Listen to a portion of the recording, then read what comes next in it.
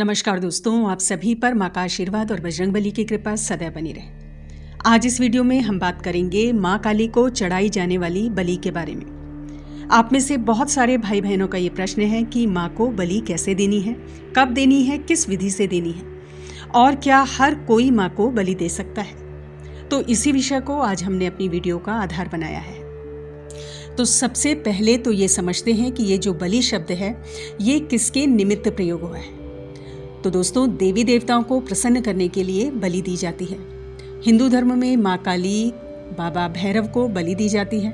किसी विशेष अनुष्ठान में, किसी मनोकामना में या किसी संकल्प की पूर्ति के लिए देवी देवताओं को बलि दी जाती है। अब ये जो बलि है इसके भी कुछ प्रकार हैं। कुछ जगह पशु बलि देने का विधान है। पशु को मारकर उसे देवी देवता को अर्पित कर दिया जाता है। और दोस्तों, ये बहुत ही गहरी बात है, आप ध्यान से समझिए।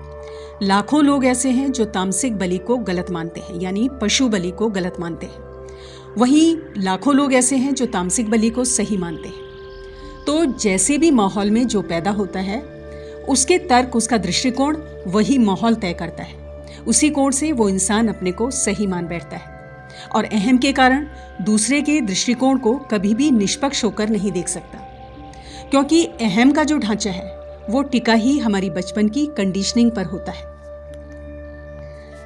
आप सपोज कोई इंसान तालिबानियों के बीच में पैदा होगा तो बहुत अधिक संभावना है कि वो तालिबान के दृष्टिकोण को सही मानेगा। कोई इंसान जैनियों के बीच में पैदा हुआ है तो बहुत अधिक संभावना है कि वो बलि शब्द को ही तुच्छ मानेगा। और कोई इंसान अगर माँ काली की संतान है तो वो मृत्यु का भी जश्न मना सकता है। ये बातें कि कौन सी बलि सही है, कौन सी बलि गलत, ये आपका दृष्टिकोण, वो माहौल तय करता है कि आप कौन सी किताबों से अपना ज्ञान निकालकर अपने तर्कों को निर्मित करते हैं। पशु बलि सही है या गलत, ये बहुत बड़ा विषय है। हम इस वीडियो में बात करेंगे सात्विक बलि की, और जहां तक हमारी बात है हम कभी भी तामसिक बलि नहीं देते हैं।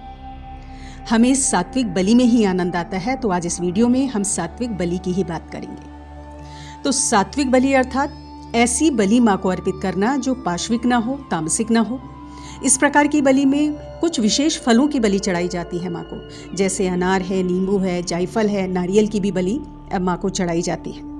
अब कईयों का प्रश्न है कि क्या हर कोई माँ को बलि दे सकता है। तो हर कोई माँ का भक्त माँ को बलि दे सकता है। कब देनी है?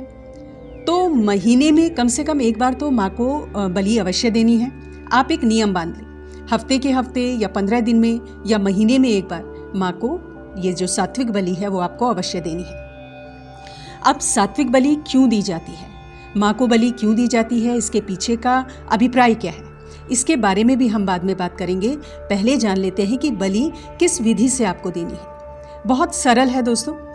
इसमें आपको ऐसा करना है कि जब आप अपनी पूजा संपूर्ण कर लेते हैं तो उसके बाद आपको किसी एक फल की बलि माँ को अर्पित करनी है, जिनके मैंने नाम लिए हैं। नींबू है, जायफल है, अनार की बलि दे सकते हैं, नारियल की बलि दे सकते हैं। अब नारियल की बलि स्त्रियां ना दें, क्योंकि नारियल एक फल नहीं है बल्कि एक बीज है। महिलाएं शिशु को जन्म देती हैं, ऐसे में वो बीज को नुकसान कैसे पहुंचा सकती हैं, इसीलिए उन्हें नारियल की बलि नहीं देनी है। अब जो भी आप फल बलि के लिए ले रहे हैं उसे अच्छी तरह से धो लें, साफ कर लें।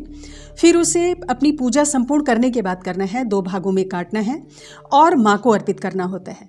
जिस भी फल की बलि आप माँ को चढ़ा रहे हैं उसमें सिंदूर आपको जरूर डालना है। माँ को अर्पित करते हुए भाव यही होना चाहिए कि आपने अपने समस्त विकार, अपनी समस्त बुराइयाँ और जो भी परेशानियाँ हैं उनको माँ के चरणों में अर्पित कर दिया है और उनसे मुक्त हो गए हैं। सुबह या शाम की पूजा में किसी भी समय आप ये प्रक्रिया कर सकते हैं बलि की।